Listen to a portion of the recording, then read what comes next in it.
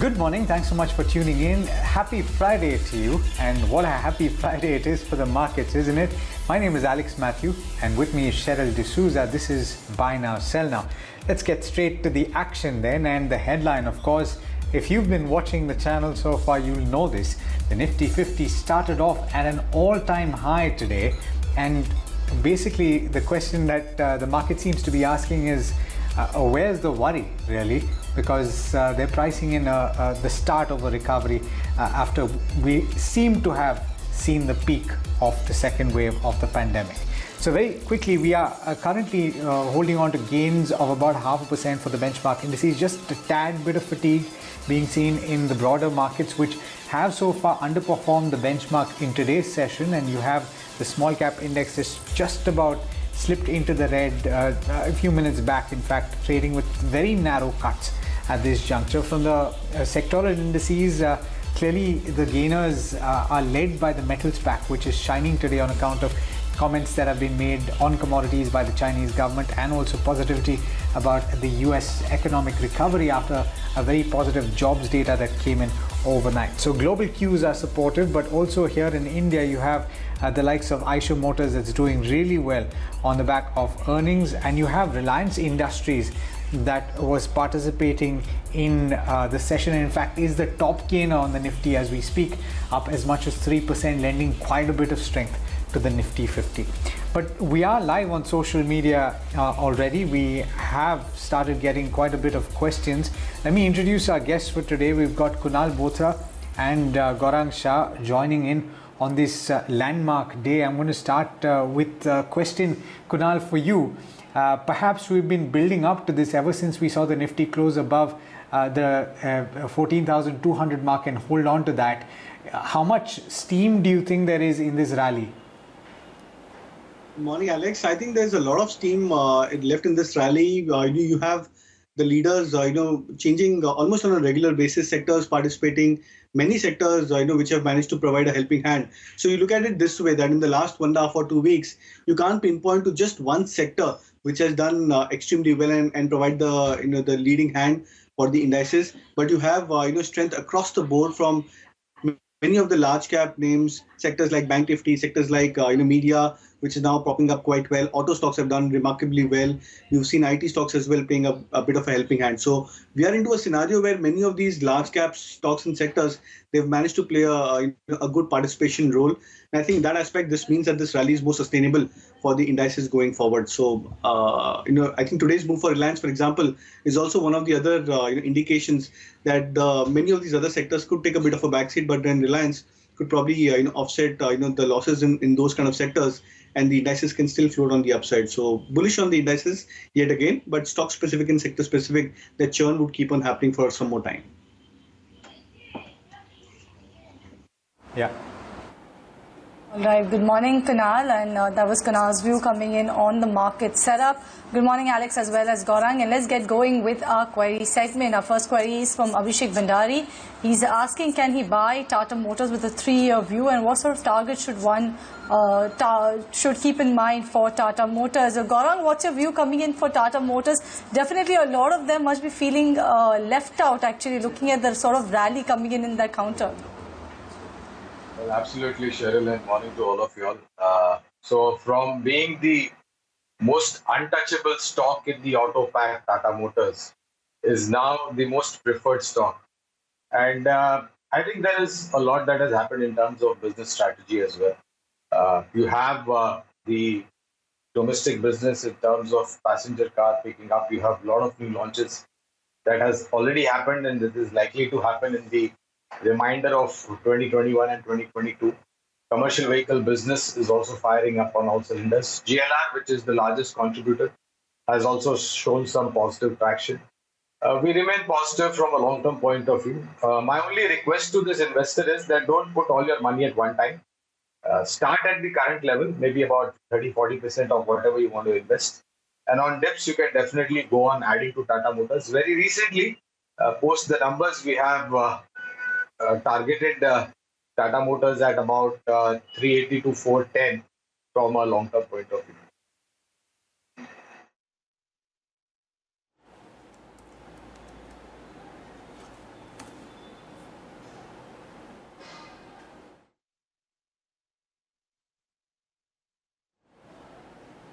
Okay, we've got a question, Kunal, from Sagar, and this is on a counter that is a small cap. It's Hil Limited, and he points out that this is a construction materials company of the CK Birla Group, which he bought at levels of 1500.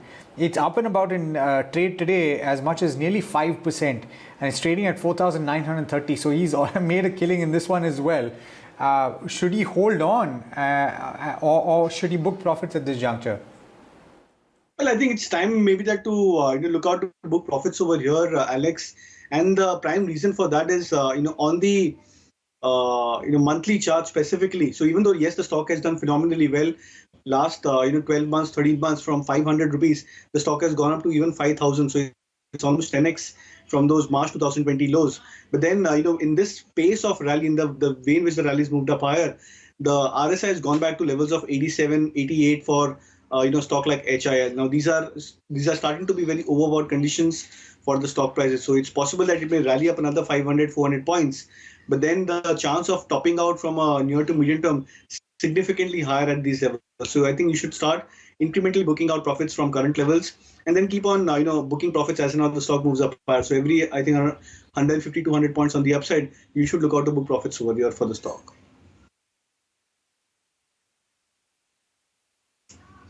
All right, our next query is an email query from Sethu Ramalingam from Chennai, saying that he is holding 59 shares of Venator Organics with an average price of 431 rupees per share.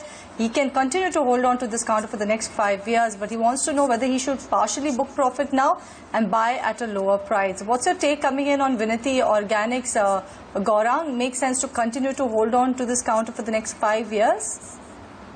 Well, I would definitely agree with that, Cheryl, but given the level of investment and the price at where the stock is trading, he's also asked that whether you should book some part profit. So I would definitely recommend booking maybe 50% profit and 50% stay invested, because we are extremely positive on specialty agrochemical sector and they have done well. And our sense is that for this financial year, next financial year, I think the earnings is going to improve tremendously on the better side. But purely given the kind of returns that he is making from the levels of investment, book 50% profit. By that, you will possibly bring home all your capital and profits over there. And the balance would be cost-free for you, so you can have a peaceful sleep at night.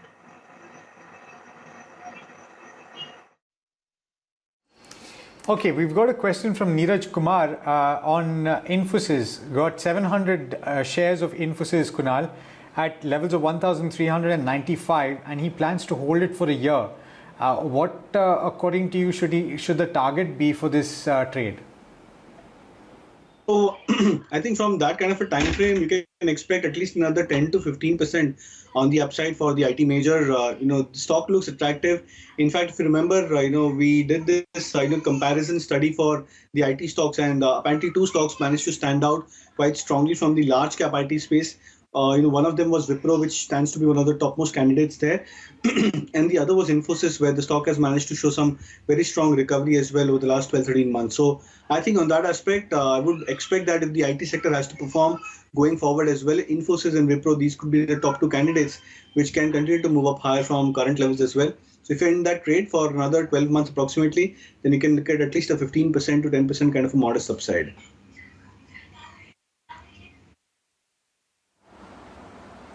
All right, the next query is from the username AB, and he's saying that he's asking rather, has escorts bottomed out at 11,100 levels, and is it a good time to go ahead and buy escorts? Kunal, what's your take on escorts? I would give it more time, Cheryl, because what happens is generally price-wise the stock may bottom out, but then it may take a lot of time to consolidate over here. The question over is that if you're in from a short-term view, and if you're trying to play a contrarian bit of play, then you have to wait for not just the right set of levels, but you have to wait for the right set of momentum to pick up for the stock to really call it that a bottom has happened. So bottom may happen, for example, at 1100 levels, but the stock may remain sideways for maybe another 3, 4, 5 weeks. And that may not call out to be a good trade, at least from a short-term view. So I would wait for escorts. Let the stock show a credible sign of breaking past about that 1180 mark. That could be a good breakout point for escorts. Beyond that is where I believe that a momentum, not just a momentum trade, but even taken more of a positional trade, calling 1100 bottom could be then a good call to take. So I would suggest a wait on escorts and buy only above 1180 mark.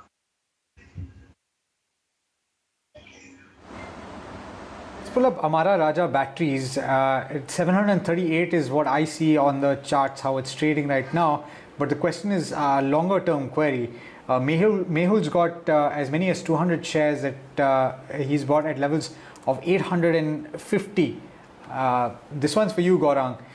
Would you hold on to Amara Raja batteries at this price, considering that you are yet to see the electrification journey really start in a big way here in India, and really the prospects for Amara Raja battery, if you think about it in that sense, are humongous. You're absolutely right, and I think you should make a preemptive effort in getting into all those stocks which are going to be the future of the EV drive in India. And with that perspective in mind, Alex, I think both the battery manufacturing companies, Amara Raja Battery and Exide Industries, as a disclosure, we have a positive view over there. And not only do you need batteries in EV, but you also need batteries in fossil fuel driven vehicles like petrol and diesel. So there is a huge new order market, and along with that, Alex, there is a huge replacement market as well. And there is also a potential of exports. We are also extremely positive with the steps that the government has taken. And I think once you have the entire issue with respect to charging infrastructure, charging station, possibly bringing down the GST slabs for equipment which are crucially going into making a safe and secure electric vehicle, should possibly be beneficial for companies like Amara Raja Battery and Exide Industries. So 1150 is the target from a long-term point of view on Amara Raja Battery. And if I can go a step further, if this gentleman has surplus capital to invest from a longer-term perspective, add to your investment at lower levels.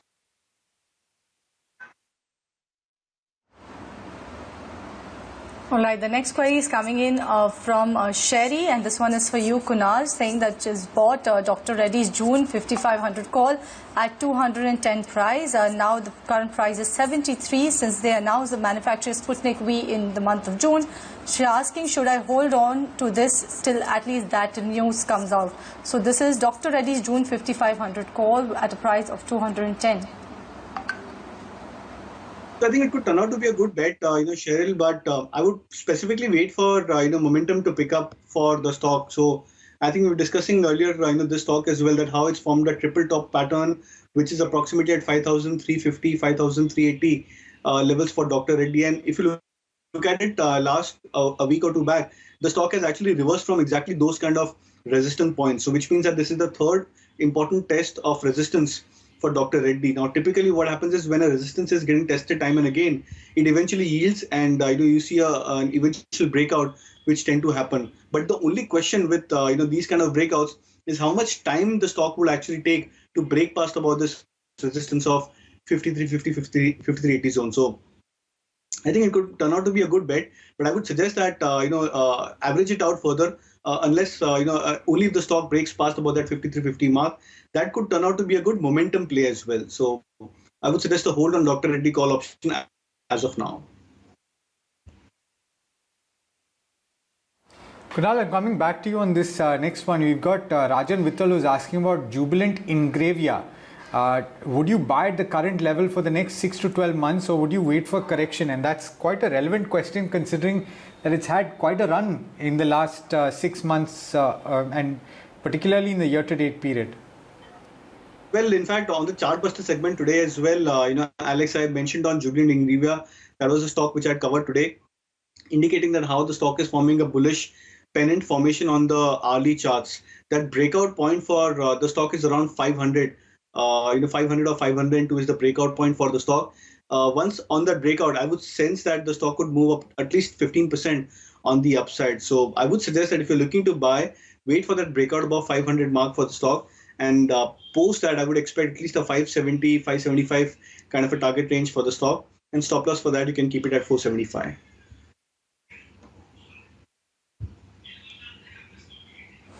All right, Kunal, the next query is for you as well. Again, this one is from Pawan Kumar, and Pawan is saying that he seems to have made a mistake by purchasing Sun Pharma June 720 call yesterday. He's losing nearly 40% of his wealth. He wants to know, is there any scope that it will bounce back, or if so, should I average my option, is what Pawan is saying. Sun Pharma June 720 call. So I think there are a lot of important points over here which I would want to discuss. So one of them, of course, is never put good money after bad money. So if a call has not worked in favor of you, I think you should not look to average it out further, and then because the stock is, or the call option, or the stock for say is available at a cheaper price. So that's a big mistake which traders, they tend to do. They tend to spiral up their trading for losing stocks, and that's where they tend to make incremental amount of losses. Now, if you remember, Cheryl, we were discussing the stock yesterday as well, and I mentioned specifically that you don't need to hurry up into buying the stock specifically pre-result or just prior to result, because it could play out as a double sword. Because if the stock does not break out on the upside, you may tend to lose the edge. The stock has not broken out of that 720 mark, which we discussed yesterday as well. It has to break past about 720 for the stock to try and move up significantly higher. Now the stock, since it has reversed the course, what could typically happen, that the stock may remain a drag for some more weeks, and the call option may keep on eroding value. So I would not suggest to average out your holdings over here. In fact, you can look to exit even at current levels, and then look at some other names specifically from a momentum perspective.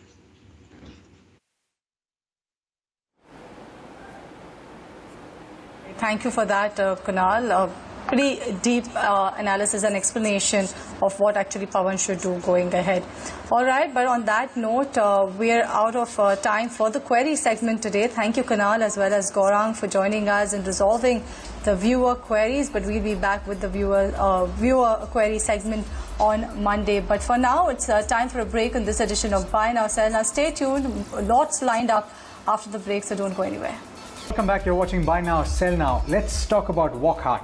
It is trading just about flat as of now, and the company have posted its results for the fourth quarter. Sales came in at 632. That compares with 687 crore in the year ago quarter, and it posted a loss of as much as 93 crore rupees compared with a profit figure of 48 crore rupees in the comparable quarter. It posted an EBITDA loss of 66 crore rupees. We're joined by the management, Dr.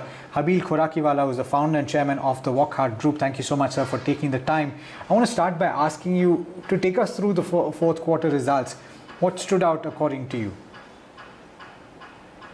Quarter four, basically the numbers are there available, and the major thing was that we have taken a lot of writes-off during the year, so that we had cleaned up all the accounts and everything after we divested the part of the business earlier in the year. So we have taken more than 100 crores of write-off during the year, and that's why the numbers are subdued to some extent. But I can tell you that if you look at our domestic business in the quarter itself, it has grown by 60%. And that is our very strategic focus of focusing on product portfolio, especially diabetes and nephrology. And that is the focus which is paying off.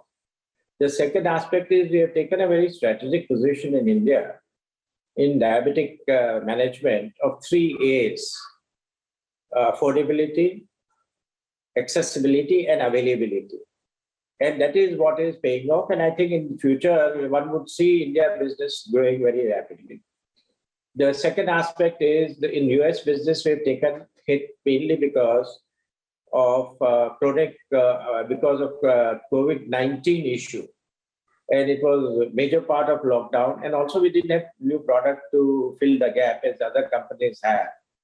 So as a result of that, the year was down, but we believe that we will make up the loss to a very large extent, what we suffered, because we suffered about 40% decline, but that we will make up very significantly in the coming year. And the third element, which I must mention, of our relationship of making and supplying and fill-finish vaccine in UK. This business, there are two changes which is taking place. One is, last year we had a limited period to supply. This year we expect that from 13 million pounds revenue, we will estimate a revenue of about 45 million in the coming year. And secondly, this facility which has been dedicated for UK government has partly released this facility for manufacturing vaccines for AstraZeneca. So as a result, I think the utilization of facility would be significant. Dr. Khurakiwala, was on the topic of vaccines, how big of an opportunity do you think it is for Indian pharmaceutical companies? Yeah, I could mention that we are in a discussion, we are in more or less finalization of an agreement where technology transfer is going on with the company. And this would be something of the order of 500 million doses to be supplied, create a capacity. And our supply will begin sometime next 3-4 months as a small quantity, but significantly from 22 onwards. So that 500 million doses we would supply in next 1.5-2 years period of time. That is one. And secondly, we are requested the government to also, because we believe that this vaccine opportunities for India is a long-term opportunity. Short-term, everyone has a problem, and today we don't have enough vaccine capacity, as we all can see. And probably we will meet India's requirement. But I think India's position in the vaccine is we were supplying 50-60% of global vaccines. And I think with COVID-19 vaccines, I think India should maintain that position and not create a vacuum there. Because India is probably the only country in the emerging market, except China, to supply large quantity of vaccine. And that's why we requested government that we are prepared to take up much more significant manufacturing, up to the extent of 2 billion doses. And also assure the government that we will supply to both government, central, state, all government authorities a very reasonable price, affordable price, what government wants. And all we needed help from government was on 2 counts. One was to help us to get some technology so that we don't want to manufacture only one technology product for this kind of volume. We need 2-3 vaccines to be manufactured at least. So we wanted that kind of support so that government can, if they can help. And the second, we requested that we will need financial support from the banks. We don't need any grant or loan, but we need only a commercial loan. So I think that is where the discussion was there. We discussed with the minister concerned. Good morning, Dr. Khurakiwala. This is Cheryl also joining in. There are a lot of type of vaccines. I am sorry for that. There are a lot of type of vaccines that are available. There are different type of technologies that are used actually to produce these vaccines. So how tough is it actually to go ahead and make these vaccines? Let me put it to you. There are basically 3 technologies where almost all vaccines are being developed. One is vector technology, which Oxford is using, and many other companies are using. Another is mRNA technology, which Pfizer and Moderna are using. And the third is a protein technology, which is also well-established technology. So we have looked at our organization. Basically, for all the technology, the facility you require are more or less identical. And technology absorption comes from the vaccine supplier, basically, when there is a technology transfer takes place. Only mRNA requires a little extra work after the fermentation work is there, a little bit of chemical or biological manipulation, but that will come as a part of a technology. So there are 2 approaches to look at. We are basically a manufacturing company for vaccine. The technology will come from there, and we have seen the science part of it. All these cell culture and mRNA is a bacterial culture, and we have experience of both cell culture technology, bacterial culture, and a yeast technology. So from that point of view, Wockhardt has been there in biotechnology business for last more than 20 years, and we have a large capacity where we make insulin, glargine, which deals with both yeast and bacterial technology. And we were making erythropoietin, and earlier we made the hepatitis B vaccine. So erythropoietin is also a cell culture approach, which is similar to most of the vaccine manufacturing.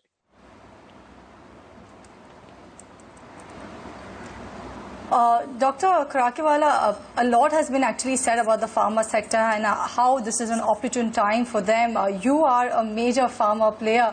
So what sort of opportunity do you actually see for the entire pharma sector in this current environment? See, there are 2-3 areas India has a strategic advantage. One is obviously the vaccine, where we have to retain market share, but vaccine also has resulted in management of number of drugs which are required for managing COVID-19. Also, there is also great opportunity available for other things which you require, the mask, the covering braces, and so on and so forth. And the country had not focused on some of these areas. And suddenly, as you see, we have created large capacity for India. I'm sure India will become a very important manufacturing hub, which Prime Minister wanted and is planning. So this provides, in this difficult time also, from the strategic point of view, a great opportunity for India.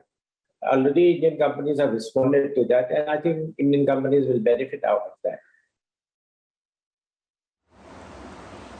All right, we leave it at there. Dr. Karakiwala, thank you for joining us this morning and talking about the way forward for Wockhardt as well as for the pharma industry. That was Dr. Hil Karakiwala, who's the founder chairman of Wockhardt Group.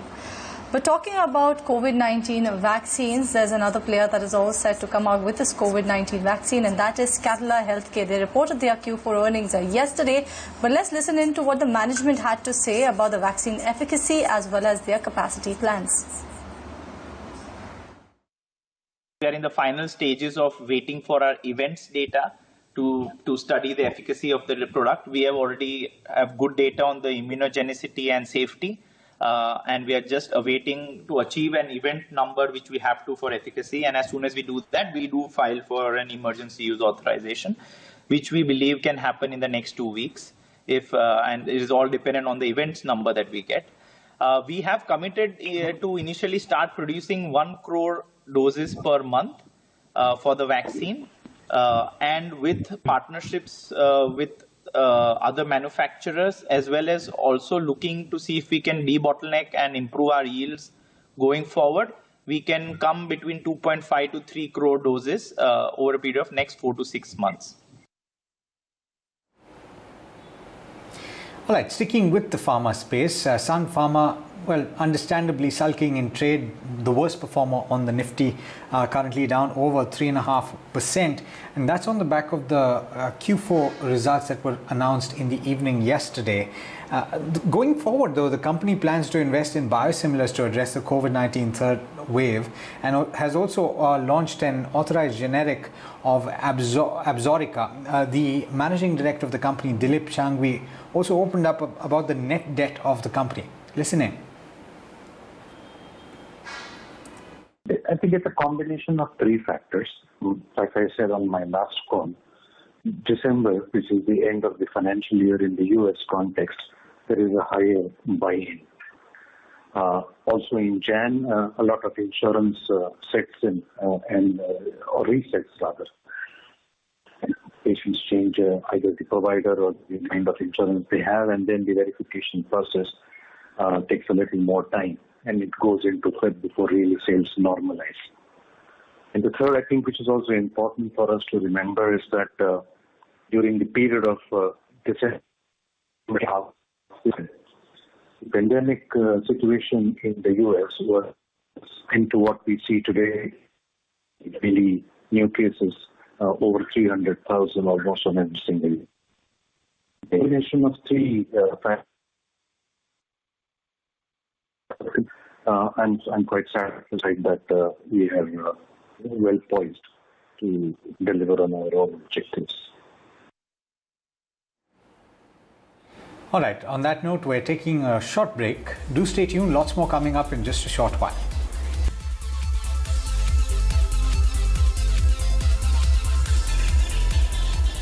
Welcome back. You're watching Buy Now, Sell Now. The stage is set for a stormy GST Council meeting. Remember, they're meeting after a gap of 7 months.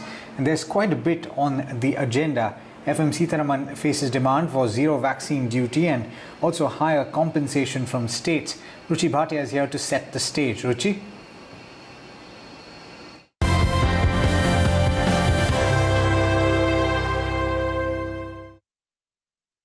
will be on the GST Council meeting today, the meeting that is taking place after a long gap of 6 months, and will have a lot of fresh faces also coming in the aftermath of the second wave of COVID-19, and which is why many states are pressing the central government to have a more compassionate approach and perhaps look at a zero-rated tax or a nominal tax on COVID relief material. But we at TT Now are given to understand that the Fitment Committee so far has recommended that on vaccines, we continue with the existing 5% rate, and a limited time frame relief should be given for medical grade oxygen, oxygen concentrators, and no relief at all for other items such as ventilators, N95 masks, and many other items as well. So needs to be seen which way is the GST Council going to head and move, as we are talking about providing relief to many people in the light of the second wave of COVID-19. Besides that, we're given to understand that the council today is going to mull additional borrowing of 1.58 lakh crore rupees. This is of course going to be important in light of the shortfall in the compensation kitty, and given the fact that we are seeing state-wise lockdown, and that is going to have an impact on the revenue front as well. In fact, we're given to understand that for the month of May and June, we are likely to see a significant hit coming in as far as the GST revenues are concerned. From the market's perspective, we are understanding that GST on the applicability of GST on extra neutral alcohol will be important, and besides that, the council will look to fix the inverted duty structure on items such as textiles as well as footwear. Besides that, certain compliance related issues will also come up in this GST Council meeting today. So all eyes will be on Finance Minister Nirmala Sitharaman, as she will be addressing the press at 7 p.m. this evening. Thank you for that, Ruchi. But moving on, metals are the ones that are shining in today's trading session. Remember, yesterday also they were under pressure, but today they're actually shining in trade. All the components of the indices are trading in the positive territory. Investment guru Jim Rogers believes that a lot of upside is still left for the commodities. In exclusive chat with ET Now a few weeks ago, he also said that he remains long on all commodities. Listen in. I would suspect I'm long commodities. I'm long nearly all commodities. I would suspect that commodities will go up for several years now. We talked about some that are still down a lot. So there's a lot. I mean, oil is down 50% from its all-time high. So there's still lots of upside left in commodities. I have no idea how long it will happen. You know, when stocks go into a bear market again, they're not in a bear market now, but probably sometime in the next year or two, they will go into a bear market. Commodities will probably join at least for a while, but commodities could very well go higher during a stock bear market, because remember, people will be worried about inflation, and commodities are seen as inflation hedges, rightly so. All right, well, it's that time of the year when you start seeing a lot of annual reports trickling in, and Infosys FY21 annual report is in. Poonam is here to tell you about the key takeaways from that. Poonam? Well, Infosys in the annual report state that they have continued to gain market share, and they did report industry-leading growth in FY21 at 5% in constant currency. They're more optimistic than ever in terms of the enormous opportunity, and large enterprises are looking for differentiated offerings like Infosys Cobalt. Their acquisitions in the past year have helped them further strengthen their overall digital portfolio, and technology, especially digital and cloud, continue to be at the center stage for large enterprises globally, and they're also engaging with clients to modernize their core legacy technology and process landscapes. And automation and artificial intelligence services grew on the back of their alliances with leading robotic process automation. In fact, for FY21, they have won $14 billion worth of large deals. This is the highest in their history, and they also announced buyback worth $1.2 billion. And of course, they have guided for revenue growth of 12 to 14% in constant currency terms. They state that there is a need to attract and retain quality talent globally and reimagine cost structures, and hence they have expanded their local workforce in US, UK, Europe, Japan, China. and Australia, and that they're seeing intense competition in traditional services, and also seeing rapidly changing marketplace with new competitors. They're expecting competition from firms that offer technology-based solutions to business problems and also from cloud providers, and that FY21 did not see too much of an impact.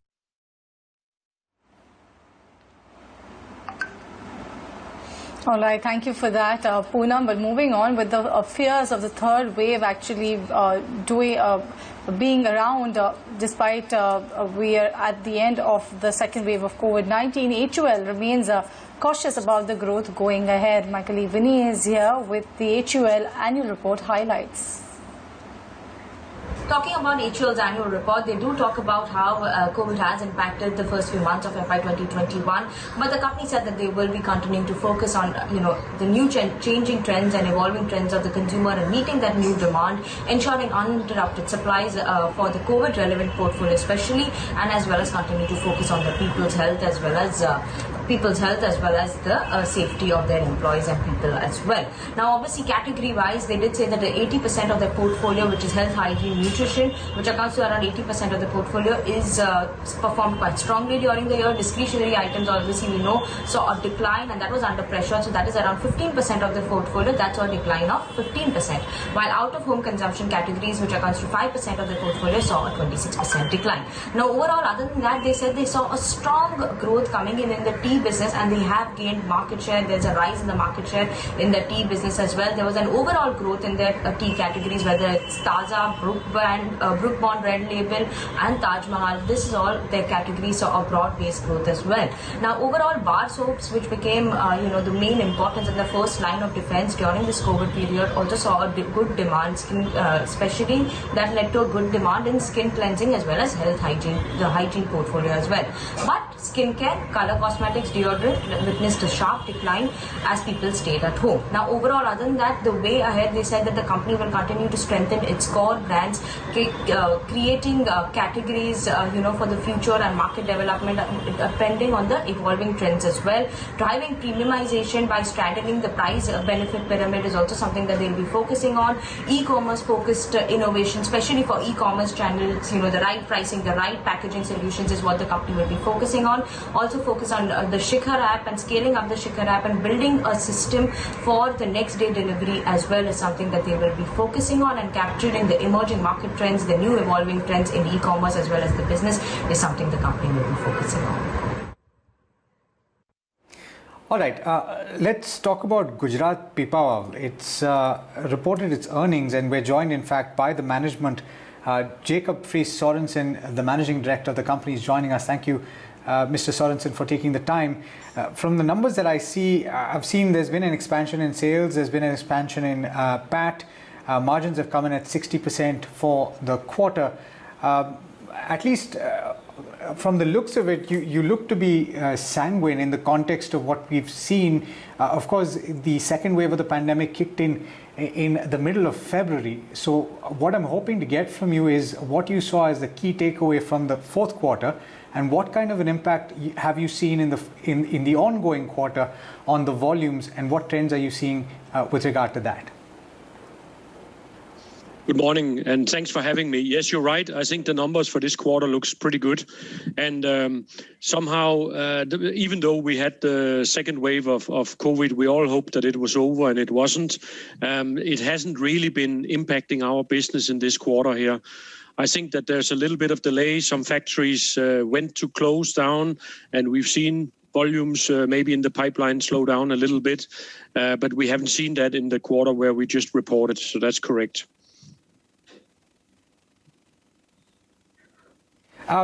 Give us a sense of the kind of impact that the cyclone had on operations. Was it a significant impact, or are we already past that? And if we were to just peer through in the remainder of this current financial year, at least, on a day, you're speaking to us on a day when the Nifty 50 has hit a lifetime high. At least the sentiment seems to suggest that there's a lot of positivity going forward. So if you can give us an idea as to how earnings and volumes are going to pan out for you in the remainder of the financial year. Let me start with the cyclone. I call it a miracle, and that might sound strange for some people, but in fact, in Pipavav Port, we didn't lose any lives, and the cyclone hit us straight on. I was sitting here in Mumbai, and we were impacted with a lot of downpour, as you know, and strong winds. But in Saurashtra, it hit somewhere between our port and Diu straight on, and we lost all electricity. We've lost communication, and we have not had a ship in port until yesterday. So it's not just passed over. I think there's a recovery that's remarkable going on, especially in the port. We have now emergency electricity production going on. And we expect to have the first container vessel in early next week. So we've been out of business for 2 weeks. However, we have recovered very fast from that, and we have started to operate vessels, as I mentioned yesterday. And our land operations with the railways and PRCL has been ongoing all the time. But I see that in our near markets and also in the villages and towns nearby Pipavav, the destruction, especially of the electricity supply, is going to take a longer time for that to recover, maybe well into June. And I'm happy to say that we have been able to revive our own backup. And we see our customers are having a lot of understanding for this and are patiently waiting for us to open up for business again.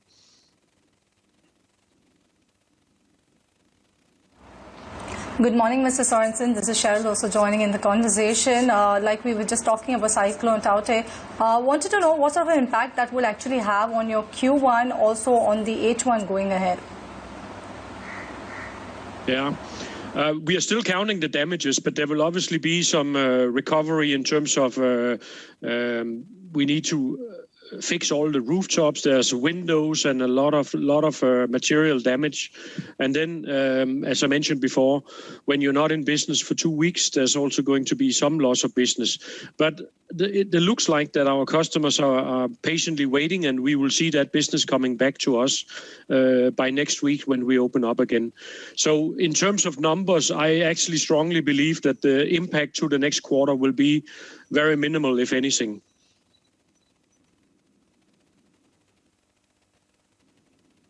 Right. You see minimal impact, if anything, is what you're saying of the cyclone on the revenues. But let's talk about your margins. If you look at it on a year-on-year basis, it's dipped by about it's come in at around 60% versus 62% on a year-on-year basis. Do you think that you'll be able to recover the margins? What sort of a level are you actually targeting going ahead? I think the 60 number is a pretty good number, and if you look at it historically, we've been in that range all along. We've also given our shareholders a nice dividend. So that is basically the trend that we've had the last few years is expected to continue on those same levels. We deliver as we promise. Absolutely. Mr. Sorensen, I'm just trying to get a sense, because if anything, you really have the pulse of the way that business is operating. And really what we've been hearing from a lot of the manufacturers is that on the exports front, things are still moving apace. And really volumes should have held up. Is that something that you're witnessing as well? And therefore, what I'm trying to understand is, are you expecting that volumes will be significantly better in the first half of this financial year, volumes of what you handle on the port? Well, we've had some structural issues in the container business, and there has been some disparity between supply and demand, and some of the shipping lines are allocating their vessels to sail on the Asia to Europe or Asia Pacific to the US. So that's where we have seen some allocation of capacity going in. That's been hitting India to some extent. And then the other bottleneck has been the lack of empty containers. It seems to be easing out a little bit, and the volumes are strong, as you mentioned. And then I'd like to point to our bulk volumes, which has been really good and strong. We've seen import of both fertilizer and coal to be very strong for Pipavav Port. So I expect that to hold up. On top of that, we have added some more services. We have 2 coastal services added earlier this year, calendar year 2021. And as of May, we have added 2 more international container services, one direct service from Pipavav Port to Jebel Ali, and another direct India-China service, which is coming in with COSCO, which is one of the main players in the containerized business. So frankly, despite COVID, despite the cyclone, which has really been a temporary, rather big obstruction, I do believe that we will recover and we will see, as you say, some good and strong volumes in this half of this calendar year and also in the financial year.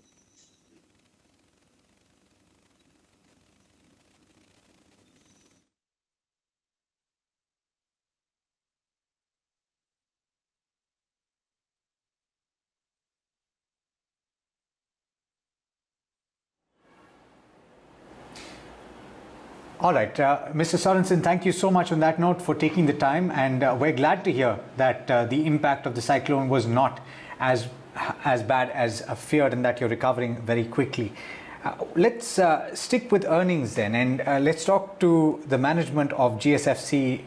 We are joined by VD Nanavati, who is the ED Finance and CFO of the company. Thank you so much, sir, for taking the time. If we look at the results that you've posted for the quarter gone by, they compare quite favorably on a year-on-year basis. How was the fourth quarter impacted, though, according to you, by the various supply chain issues that we've clearly been witnessing? And also talk about the impact of the high government subsidy coming in through for the sector.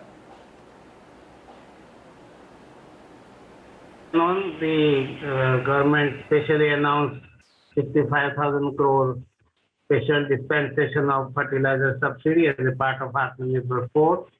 So that has the fertilizer industry tied over the subsidy backlog, and as you can see in our balance sheet, the long-term debt, short-term debt have substantially reduced, and subsidy outstanding has also substantially reduced. And that has helped us to bring down our interest burden substantially, and now we are a debt-free company. As far as the supply chain is concerned, government took special care to see that the raw material as well as the finished products of fertilizers moves across India seamlessly, and at any railway rack point, the laborer should be available to load, unload the rack, and similarly for the road transport. So all these states were alerted right from beginning. So you can see that from April 20 onwards, the fertilizer movement and lifting had started, and which along with the good monsoon during the year, the fertilizer sale and the of course the margin, which coupled with the low raw material cost, help us to improve the overall margin of the company.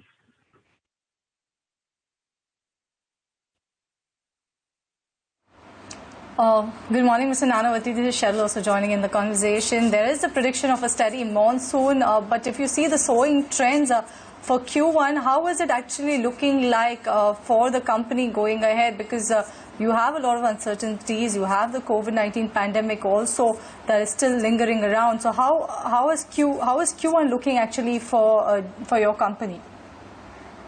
As far as industrial products are concerned, Q1 is looking very bright. Our margins have substantially improved compared to full year 2021. So we will see improvement there. As far as rainfall is concerned, there is a regular normal rainfall prediction, and the sowing has also started at many places, and the more sowing is expected compared to last year. So fertilizer is also looking good. There may be some deviation here and there in Q1 because of little uncertainty on the subsidy, DAP subsidy particularly, and government wanted to protect the farmers from the raw material price hike. So that transition took place little time. So Q1 may be little here and there as far as fertilizer is concerned, but IP is good. And going forward, overall basis, we expect the margins to improve.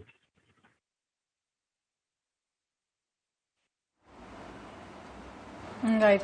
Also, your Q1, usually Q1 is typically a slower quarter ahead of the monsoon. But how are the trends shaping up now going into FY22? Can you give some guidance on the demand trends or other key triggers that you are witnessing? Yeah, compared to say last year, as I said, last year on the fear of non-availability of fertilizer because of the logistic constraints due to COVID, farmers started buying right from first day of April 20, which is not there this year because, and along with the assurance of the price with a good subsidy backup, they know that prices are not going to go up as mandated and as published by government and the fertilizer companies. So farmers are at ease in buying this time, but definitely Q1 is a little lull period, and we also had the annual shutdown of various plants, so that effect will also be seen. But otherwise, it is a normal. There is nothing because of COVID. We are not feeling anything downward. Everything is normal, or as I said, for industrial products, margin-wise, it is upbeat. There is no demand destruction or demand slowing down in any form. Mr. Nanavati, on that note, actually, it is imperative for me to ask you, considering that there is no demand destruction and things are looking good, are you planning any capex? Have you expanded capacity in any segment, and what is the plan for the current financial year? Yeah, so the company's board has recently approved expansion of capacity in the sulfuric acid plant. So we have four sulfuric acid plants. We are going to put up a new 1/6 sulfuric acid plant at Baroda, and we are also going to put up 4 ammonium sulfate plant at Baroda. So both the plants have been approved by the board and the work has started. And we are also revamping the urea.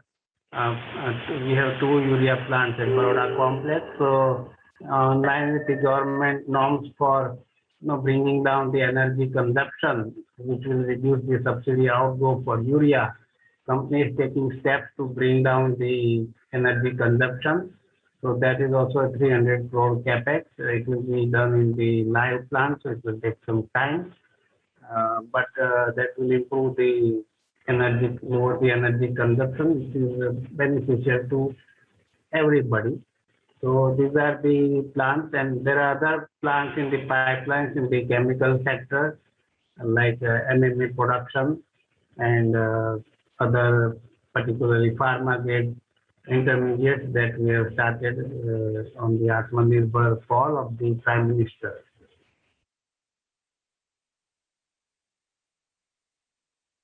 Mr. Nanavati, absolute pleasure speaking to you. Wish you all of the best for the current financial year and hope things pan out.